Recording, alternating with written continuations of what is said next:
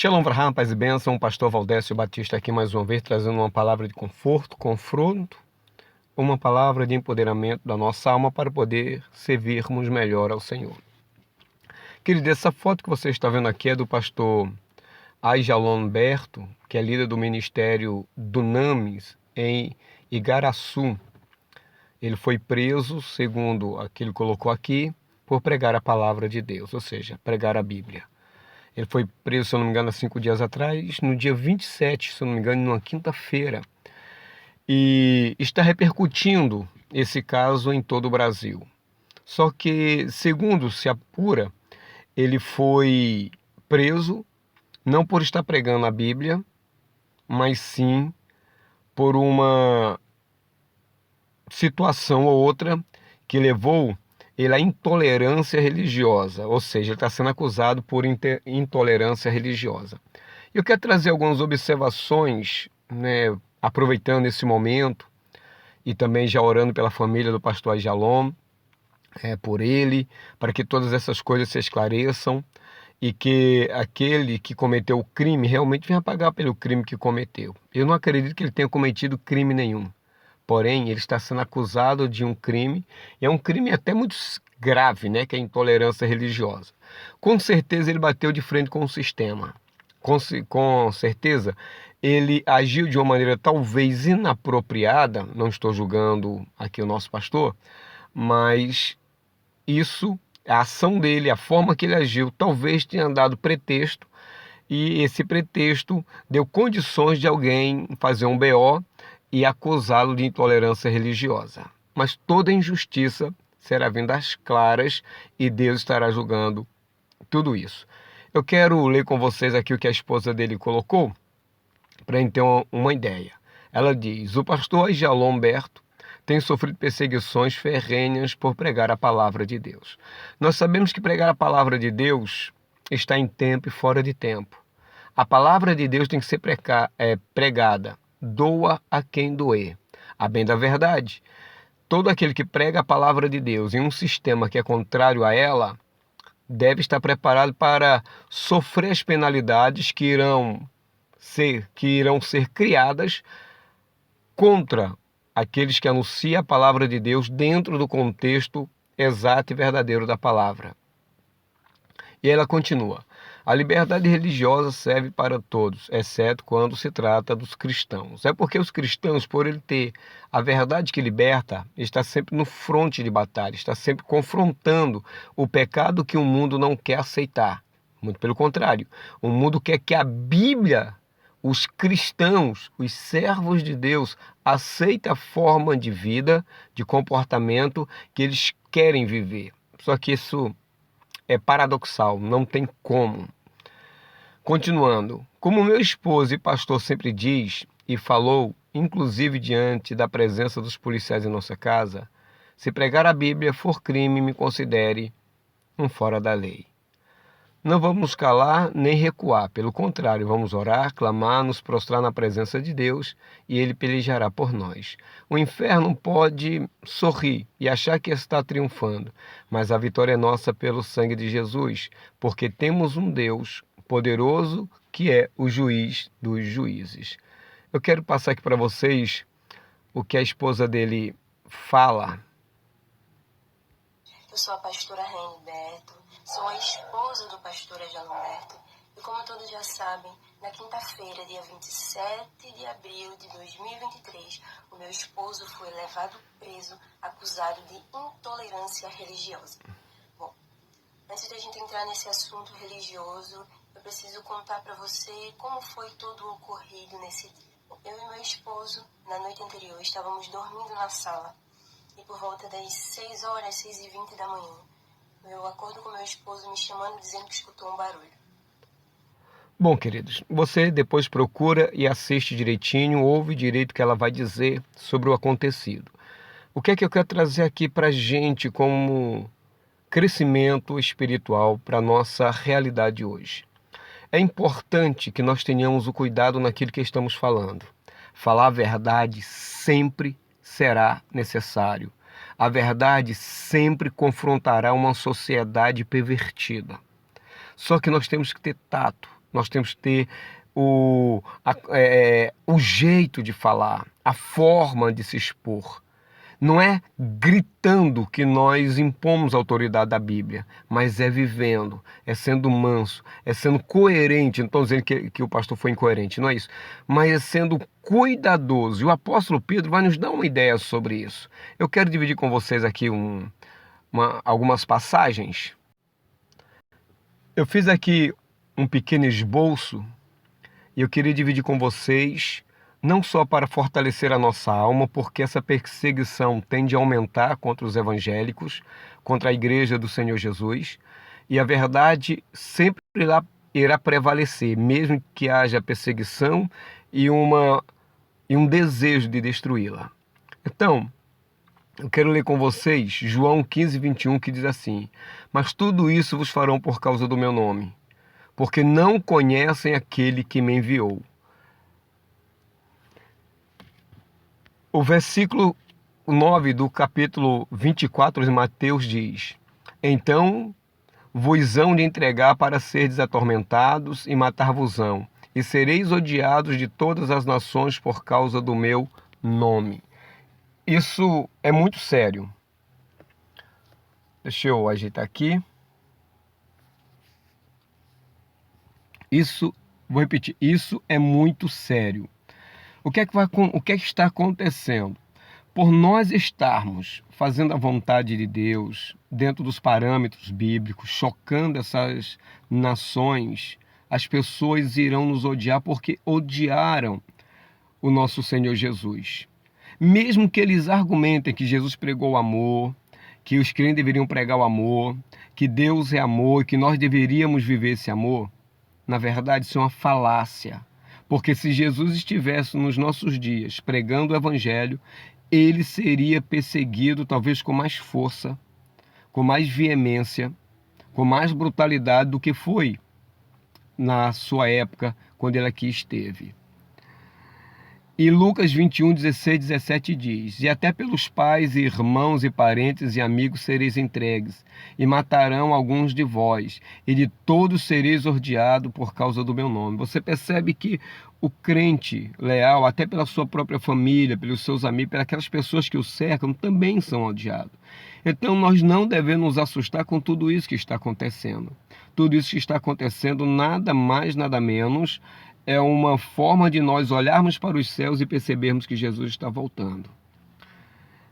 João 3,13 diz, 1 João 3,13: meus irmãos, não vos maravilheis se o mundo vos odeia. Então é natural. O mundo odeia o servo de Deus, aquele que pratica a vontade do Senhor. Agora, olha que interessante, ainda agora no Evangelho de João, capítulo 15, do verso 18 ao 20. Nós lemos o 21 lá em cima. Se o mundo vos odeia, sabei que primeiro do que a vós me odiou a mim. Se vós fosseis do mundo, o mundo amaria o que era seu, mas porque não sois do mundo, antes eu vos escolhi do mundo, por isso que o mundo vos odeia. Então aqui está a distinção e o porquê o mundo nos odeia. É porque nós não pertencemos a ele. Nós não concordamos com ele. Nós estamos aqui, a nossa presença nesse mundo, a forma que nós vivemos, denuncia o pecado, a imundície, a forma comportamental errada que o mundo vive. Nós somos a denúncia clara nas regiões celestiais que esse mundo está pervertido. Lembrai-vos das palavras que vos disse. Não é o servo maior do que o seu senhor. Se a mim me perseguiram, também vos perseguirão a vós. E se guardaram a minha palavra, também guardarão a vós. Você percebe que a mesma forma que Jesus foi perseguido lá, nós somos perseguidos cá. Agora olha que interessante, João 7,7. O mundo não vos odeia. Perdão, o mundo não vos pode odiar, mas ele me odiou a mim. Mas por que, Senhor, o mundo te odiou? Porque dele testifico que as suas obras são más. Nós estamos justamente nessa batalha aqui, porque nós estamos denunciando que as obras, as práticas que esse mundo vive e quer enfiar a goela abaixo da igreja é errada. Então, essa falácia de dizer que nós deveríamos viver o amor que Jesus pregou e que Deus é amor é uma falácia, porque se Jesus estivesse aqui, ele estaria denunciando esse erro, esse pecado, essa falha a qualquer um e em qualquer lugar que eles estivessem. E é por isso que é importante, querido, nós estarmos orando um pelos outros. Não importa o que tenha levado o nosso amigo e pastor ter sido preso. Se foi intolerância, é um crime, ele vai pagar por isso. Mas se for injustiça e se for uma forma de avolumar aqueles que serão presos por causa da palavra de Deus, por causa da justiça, vai ser feito segundo a vontade de Deus. Mas o que estiver ao nosso alcance para diminuir, minimizar e embarrear isso, será melhor para o nosso país. O mundo não vos pode odiar, disse João 7,7, mas odiaram ao Senhor Jesus porque o Senhor Jesus denunciava as suas falhas. Agora, o versículo 15 do capítulo 3 da primeira carta de Pedro traz uma exortação aos crentes para que eles sempre estejam preparados para dar uma resposta a qualquer um que lhe perguntar sobre a razão da esperança que se tem. É a partir daqui que eu quero destacar a minha palavra anterior. Nós precisamos minimizar as nossas palavras, ou melhor, não é minimizar, mas termos cuidado ao colocar as nossas palavras diante dessas pessoas, porque elas são covardes. Elas tendem a confundir, elas dizem que foi dito quando na verdade não foi nada daquilo que foi dito. Eles são tendenciosos, eles querem de fato e verdade nos prejudicar e vão sim buscar todos os recursos necessários para poder nos silenciar, nos desmoralizar e quebrar, sabe, a confiança que ainda existe ao redor do mundo ao respeito da igreja. Olha o que diz assim, olha, o versículo 15. Antes santificai ao Senhor Deus em vossos corações, e estáis sempre preparados para responder com quê? Com mansidão e temor a qualquer que vos pedir a razão. Então, eu preciso ter temor, mansidão, para qualquer um que pedir a razão da minha fé, da minha esperança. Por que eu creio nisso? Porque eu defendo a palavra de Deus dessa forma. Tá meio escuro, né? Eu tô aqui procurando uma melhor posição aqui no carro para... Mas aí, continuando, a razão da esperança que há em vós, tendo uma boa consciência, para quê? Naquilo em que fala mal de vós como maus feitores, é assim que o mundo nos vê. Como maus feitores, como aqueles que proclamam um discurso de ódio, só porque nós não aceitamos o pecado. O mundo, querido, já está condenado. Quando a galera fala porque Jesus é amor, Jesus não veio condenar o mundo. Claro, o mundo já está condenado.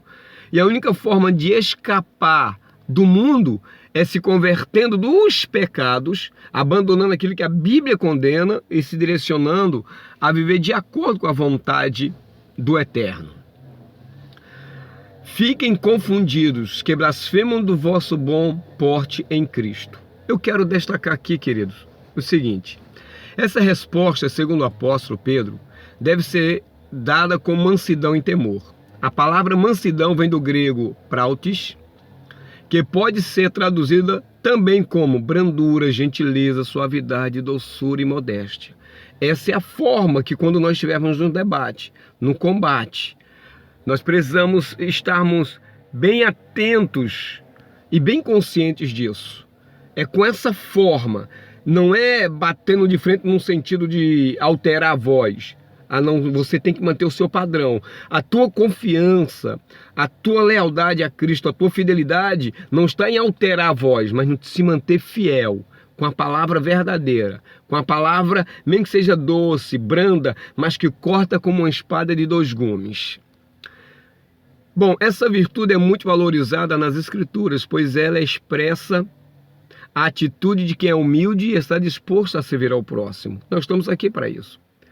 A mansidão não deve ser confundida com fraqueza ou passividade, pois ela é o fruto do Espírito Santo e expressa a força interior que o crente recebe de Deus para lidar com as dificuldades da vida de uma maneira pacífica e amorosa. Ser pacífico é você estar ali no confronto, estar ali no embate, falando da verdade, mas não querendo mal daquela pessoa, porque ela já está condenada se ela não aceitar. Mas é querendo ver o bem dela. O apóstolo, né? O texto sagrado diz assim, olha, no que depender de vós, tende paz com todos. E o combate, o confronto é justamente para fazer com que haja paz, a harmonia. Mas quem está do lado de lá não vai querer isso, não vai aceitar isso. Mas mesmo assim, a recomendação do apóstolo é que nós devemos andar dessa forma, responder dessa forma. Aristóteles fala sobre o termo grego prautes e em sua obra Ética de Nicômaco, nessa obra ele discute a virtude da modéstia ou temperança, que envolve a capacidade de controlar as emoções e os impulsos. No momento do confronto eu tenho que controlar as minhas emoções para que o meu sentimento não me leve a uma atitude brusca, e essa atitude brusca vai dar ao cara do lado de lá, a pessoa do lado de lá, a buscar um recurso contra a minha vida. E isso pode, de certa forma, trazer um certo não desmoronamento, mas pode desmoralizar a credibilidade do evangelho por conta de uma palavra solta, de uma colocação mal feita.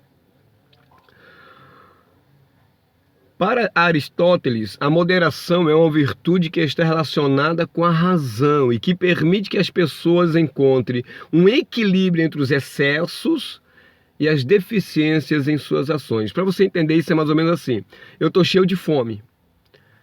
Então o que é que eu vou fazer? Nesse momento eu estou impulsionado a comer demais. Então eu vou comer. Eu vou comer a ponto de saciar a minha fome e não a ponto de cometer um pecado chamado de glutonaria. Então, dentro do embate, do debate, eu preciso ter cuidado, preciso ter equilíbrio para que esses excessos, essas deficiências existentes em nós não se extrapole e isso venha a ser motivo e causa circunstância de escandalizarmos a obra de Deus. Claro que eu não estou dizendo que o pastor que foi preso está escandalizando a obra de Deus, a não ser que ele tenha cometido um crime.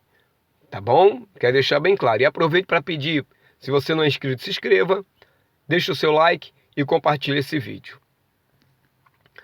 Embora a obra de Aristóteles não aborde diretamente a palavra mansidão, como encontrada em 1 Pedro 3,15, há uma conexão conceitual entre a ideia de moderação e a exortação do apóstolo para responder com mansidão.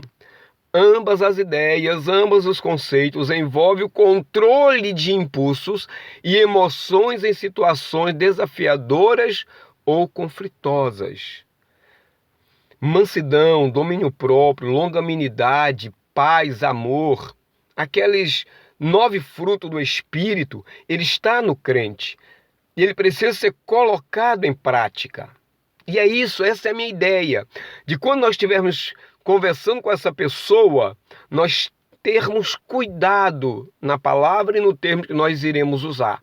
A palavra de Deus tem que ser dita, a verdade tem que ser exposta, o pecado tem que ser denunciado, mas com sabedoria, com brandura, com doçura. Assim, a interpretação do uso da palavra mansidão em 1 Pedro 3,15 pode ser enriquecida pela compreensão aristotélica da moderação. A mansidão implica em responder com moderação, sem excessos ou deficiências emocionais, mantendo a calma e a sabedoria em meio às situações difíceis. Quando nós estamos pregando a palavra de Deus é um espelho. Da mesma forma que quando nós olhamos no espelho, nós contemplamos o nosso reflexo, a palavra de Deus reflete quem sou dentro de mim mesmo. Então as pessoas, quando se deparam com esse espelho, elas vão tentar fugir dessa realidade. Porque encarar essa realidade, ela tem que se arrepender, tem que abandonar essas práticas e se voltar para o caminho santo do eterno. Elas não querem isso. O que elas menos querem é ter conhecimento de quem elas são. Elas querem fugir dessa realidade. Elas não querem ser expostas. E a palavra de Deus, por ser luz, elas expõem essas falhas, esses erros, essa maneira errada de se conduzir. E eles não querem. Por isso que eles vão usar até argumentos bíblicos numa tentativa de fazer como a Babilônia tentou fazer na época dos israelitas, quando eles estavam lá cativos. Embutir na religiosidade, embutir na teologia, embutir na vida religiosa do povo de Israel as suas doutrinas, fazendo uma mesclagem, uma mistura, porque dessa forma o próprio Deus os excluiria.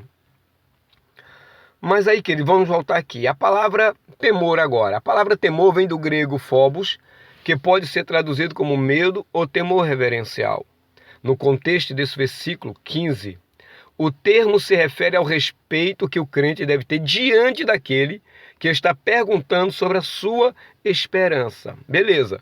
No momento que alguém me pergunta a respeito da minha fé, da minha esperança, eu devo ter respeito àquela pergunta, mas muito mais respeito por aquele que me pergunta, eu tenho que ter respeito por aquilo que será a resposta que aquela pessoa que me perguntou receberá. Por isso, esse temor não é de ser rejeitado ou perseguido pela pessoa que nos perguntou sobre tal assunto, esperança, nossa fé, porque nós acreditamos na Bíblia dessa forma.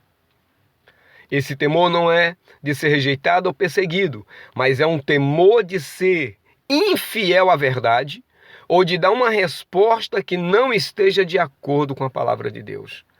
Então, eu repito muito essa palavra, então, precisa estar virando um vício de linguagem. Quando eu vou responder à pessoa que me fez a pergunta do porquê eu acredito na Bíblia, porque a Bíblia é interpretada daquela forma, eu não tenho que temer se aquela pessoa vai gostar ou não. Eu tenho que ser manso, eu tenho que ser temperante, eu tenho que ter longanimidade, eu tenho que ter doçura, mas eu tenho que ser fiel à palavra de Deus. Eu tenho que me manter verdadeiro diante da verdade. Queira aquela pessoa, mesmo com a minha doçura, mesmo com a minha longanimidade e mansidão, ela venha aceitar ou não. Eu tenho que ser fiel à palavra de Deus. Portanto, a exortação de Pedro é para que os crentes estejam sempre prontos para dar uma resposta clara e coerente sobre a razão da sua esperança, mas que os faça com mansidão, com doçura, ou seja, com uma atitude amorosa e pacífica e com temor, ou seja, com respeito reverencial diante de Deus e da verdade que está sendo dita.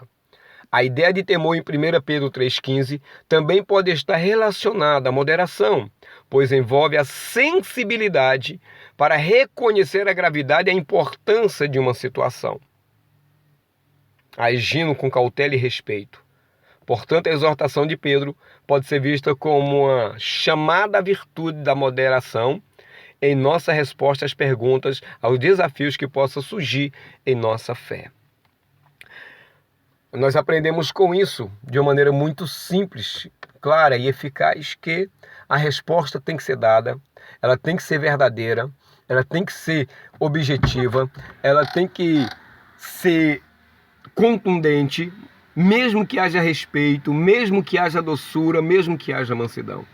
A palavra de Deus ela tem que ser pregada, ela tem que ser anunciada, mas a forma que nós iremos falar pode abrir portas ou fechar portas.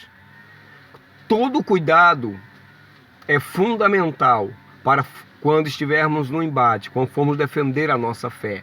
A Bíblia diz que aqueles que não têm a mente de Cristo não conseguem entender as coisas do Espírito. Mas nós temos a mente de Cristo. Então, se nós temos a mente de Cristo, nós somos conduzidos em sabedoria, em discernimento.